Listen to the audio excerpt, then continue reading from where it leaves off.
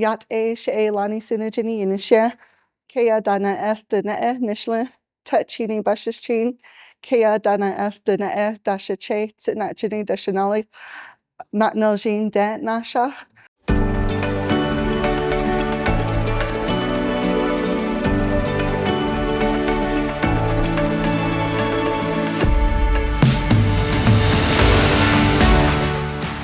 Hello everyone, my name is Lani Tsinnajinnie. I am Diné and Filipino from the community of Not Niljin, New Mexico. I am an assistant professor in the Department of Community and Regional Planning. Could you go ahead and introduce a little more about the work you're doing in that role at UNM? Okay. Just kind of a broad perspective on what your work entails, a sense of what your projects are. I teach in the Environmental and Natural Resources Planning concentration in Community and Regional Planning. And I teach courses related to natural resources and watershed management and environmental issues. I also do research that's focused on watershed planning, watershed hydrology, and adaptation or climate change adaptation. And specifically, I work closely with the Indigenous and rural communities in New Mexico on helping them to understand their water resources and plan for their future. As you just described, your research focuses on mountain and watershed hydrology and climate change impacts and works alongside local, rural, and Indigenous communities. In your own words, why does it matter that your research is specifically community engaged research? So it matters to me that my research is community engaged because especially working focusing on watersheds because watersheds are, or every watershed is different. And so the communities that live within those watersheds, they hold a lot of knowledge about those watersheds. And so if we do community engagement, we can understand the background and a lot of information about that watershed without having to get our hands wet. Before we get our hands wet, we can understand more about the watershed, what the concerns are of those communities, what's the history of the watershed, and just different issues that are happening and events that have happened in that watershed. So, it's also important for me to do community engaged research because I want to do work that is relevant and respectful and reciprocal, especially when working with Indigenous communities. To build on what you were saying, matters that the potential balance of something being community engaged is in reciprocity with those communities, in part because universities in general can extract knowledge from communities instead of balancing that knowledge ecology. So how does that feel to you? And do you feel that community engagement remedies that potential extraction? And if so, how? Or could you share some examples? Yeah, I think in some ways, community engagement can remedy this notion of universities being extractive. I think, if we do it in ways, again, that are, relevant, reciprocal, respectful, that honor relationships, that, build trust, and that include, really includes representation of that community. I think, in those ways, in Indigenous research methodology, we refer to the R's of doing work. I think if we do it in those ways and honoring those R's, then, it can be, less extractive or not as much extractive. In the work that I do, I try to do work that, is definitely, honors the capacity of not just myself, but of the partners in the communities that I work with, to make sure, that it's genuine, and, I don't try to overpromise what I can commit to, and I try to acknowledge that, they're working, they have their own work and things that they need to do too. So I try not to impose myself too much with the partners that I meet or the contacts in communities that I work with. I also try to make sure that I do work that, responds to their needs and questions that they have, even if it's not entirely, work that or questions that I set out myself to answer. So that ends up, taking more time for, I feel like, I could still have like the background and expertise that could help the communities, find that or gather that additional knowledge or do that additional analysis that would help the communities. So, I take the extra time that's needed to do that work for them and, write the reports or prepare presentations for them. I've done that in some of the communities I've worked with during the COVID-19 pandemic. I wrote an analysis on springs in the Chiska Mountains that would help the community, understand potential impacts that developing one of the springs that the community uses for drinking water and how so it would help it would help them to understand the potential impact of that development on other springs in the nearby area. And that's not something that I set out looking for in my research questions, but it's something I had the expertise to answer. And so I try to make myself give myself that extra capacity to do work like that that's responsive to community needs and questions. I think you ended up talking about some of those R's, but Yeah. you mentioned these R's of specifically Yeah. research with Indigenous communities or community engagement. Could Yeah. you say that again and what those R's specifically are? Yeah.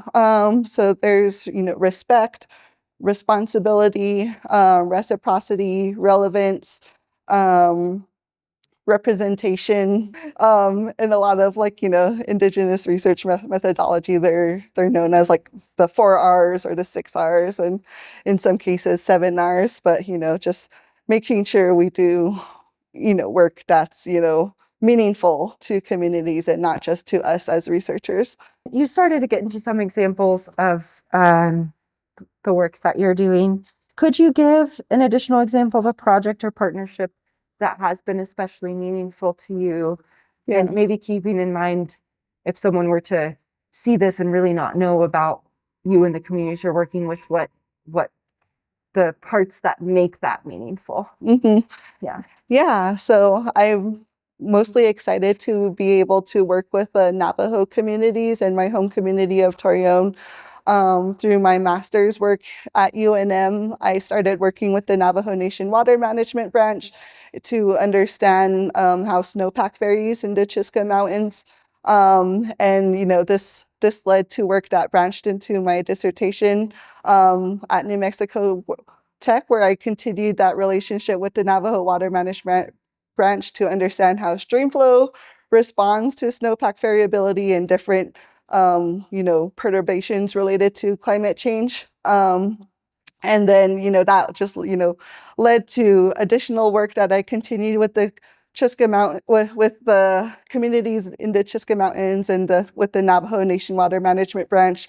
And then, also gave me the confidence to continue to, have that knowledge and expertise to work with my home community of Torreon, and feel confidence in knowing I have I do have this knowledge that I can come back and help my own community understand water related issues and to support watershed planning efforts in Torreon and other nearby communities on the Eastern Navajo Nation. You said for people who are unfamiliar with New Mexico, you mentioned a mountain range that I hadn't heard. Yeah. And also, could you just describe where that mountain range is and also where, for people who are unfamiliar, where Navajo Nation is? Yeah.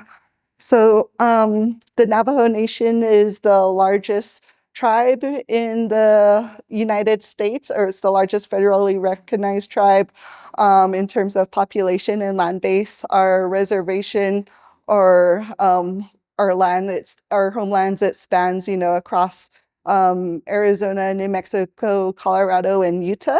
And the Chiska Mountains are located just they lie along the New Mexico and Arizona border, and they lie just north of Window Rock, Arizona, which is the capital of the Navajo Nation.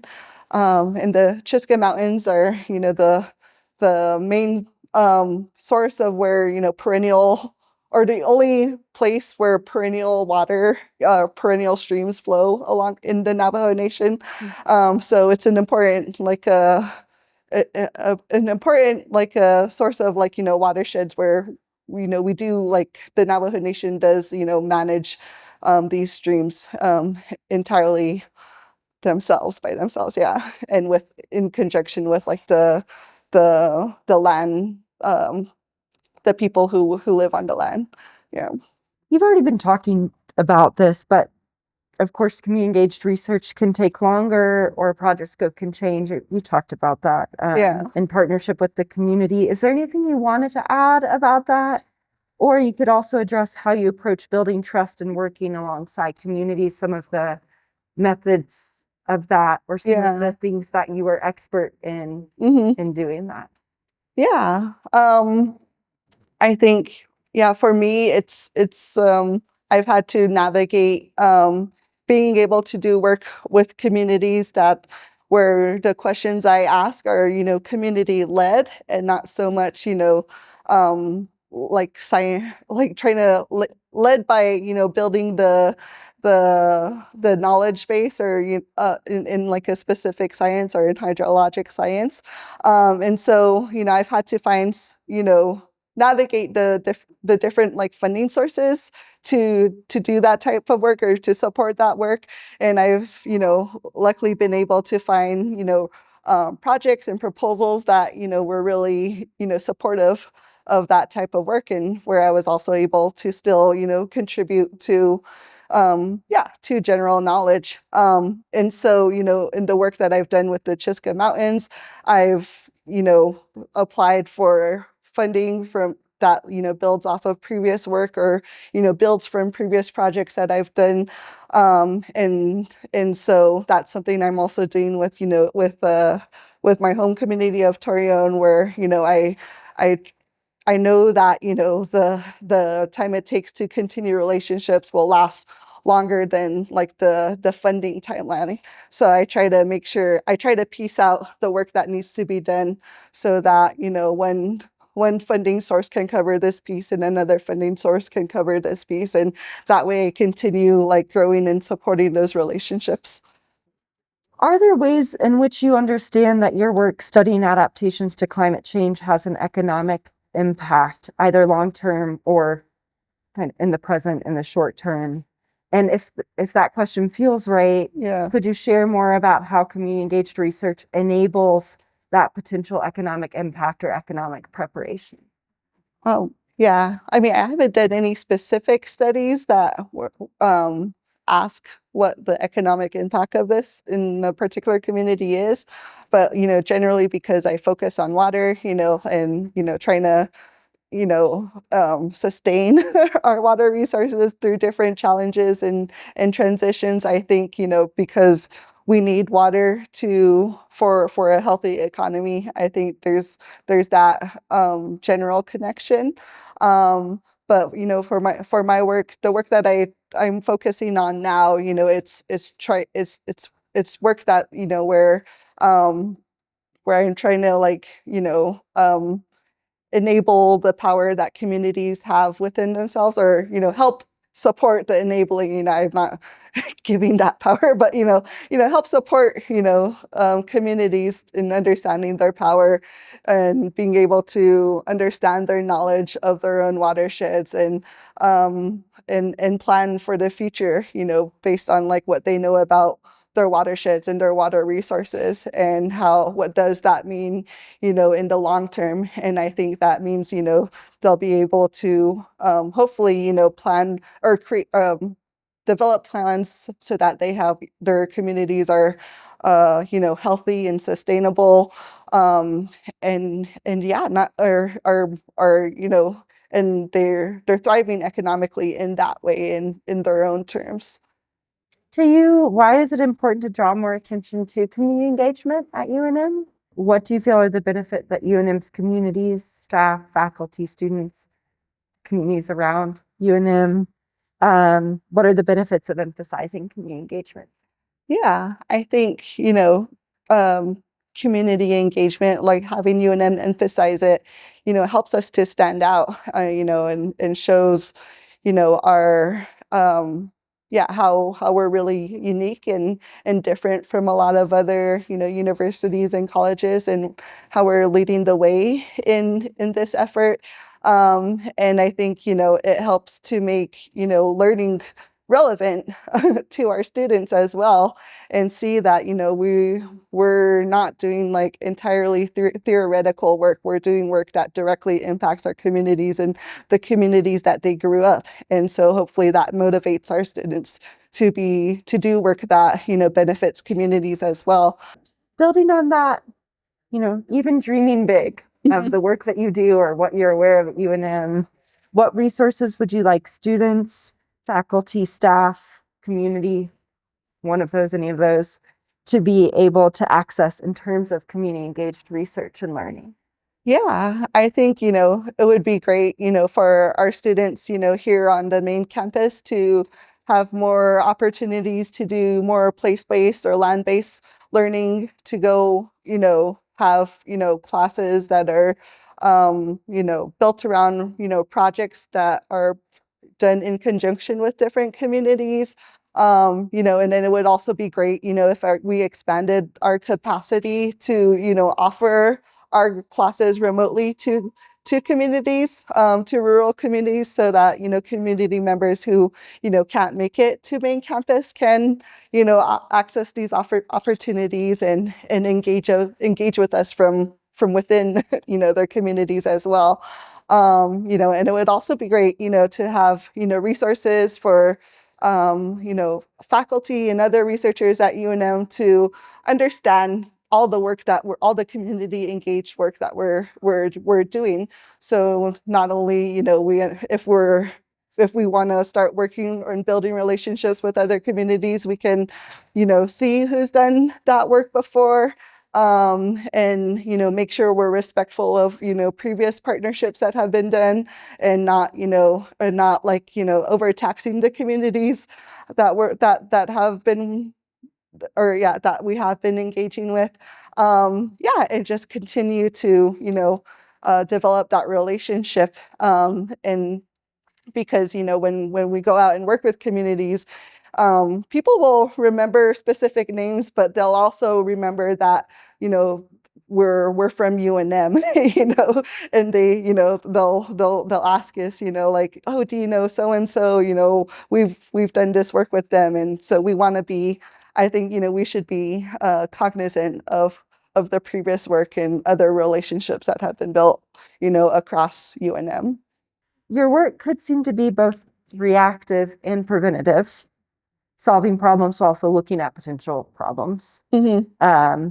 Can you share more examples or another example of how community engagement is part of a cycle of building more resilient communities? Or I think just, additional words I have about, helping how community engagement, builds more resilient communities is, like I mentioned, we're training, we're helping in engaging with communities in the work that we do. We're giving them access to build, access to resources that helps those communities build capacity in, the yeah, in terms of like the work that I do, it helps them build capacity and, planning for the future, and, understanding their water resources and their watersheds. And then it also, by doing this work in an educational setting, it builds capacity by training students and, motivating future generations to continue this work for their communities. looking ahead, what are your hopes for how New Mexico and Indigenous communities can adapt to climate change challenges related to water? I think, yeah, my hopes are that, Indigenous communities and Indigenous nations will have access to, whatever resources they need, to including like time and space, just to, have these discussions and planning for the future, and planning for these changes that are coming, and doing it, again, on their own terms, and making it so that they're more proactive about it and not reactive to, other plans that are being made, without them. But they're doing, Right. they're making plans for themselves for their own benefit. And so that's my hope and vision for how our communities can adapt to climate change. If you could leave the audience with one takeaway about the importance of protecting watersheds and water resources, is there anything you want to say for that? Um, just that, water is life is not just a saying. We need it for our well-being and for our future. And so, they really are. Our watersheds and our water sources are really important in those ways. And I think, the importance of doing community engaged work, with a focus on water, is also, I think it helps us to realize that, water related issues and problems aren't just, water specific. It requires, other disciplines to be responsive. It's related to, when we engage with communities, we understand that, in order to be responsive to some of the questions that or needs that they have, a lot of times we need more understanding in like economics and in policy and in law and in history, and a lot of other fields and disciplines. So it's really important to know that when we do community engaged research, we have to approach it from like a multidisciplinary or a convergent perspective, in being able to have like meaningful response to their needs and asks. You've been doing this work for 8 years. I mean, you've had knowledge of this work much longer. You've been actively, I guess, academically doing this work for 8 years at UNM. Is there anything that you think back to when you first started with this research to now, that you're like, something that I really understand now that I didn't understand as much before? That, when other people, our students or other faculty, are showing up for community engaged work, one of my big lessons learned is, do you have anything of that nature? The different realms of expertise that you have to tap into, in really being able to truly understand the context of where a community has come from. And so that makes, building relationships, not just with communities, but with, other researchers, other communities, other universities, really important. Anything that you think of in terms of the importance of having an Office of Community Engagement at UNM? I think it's great that we have one, and yeah, it helps highlight how UNM is committed to community engagement and can stand out from other universities. My name is Lani Tsinnajinnie. I am an assistant professor in the Department of Community and Regional Planning.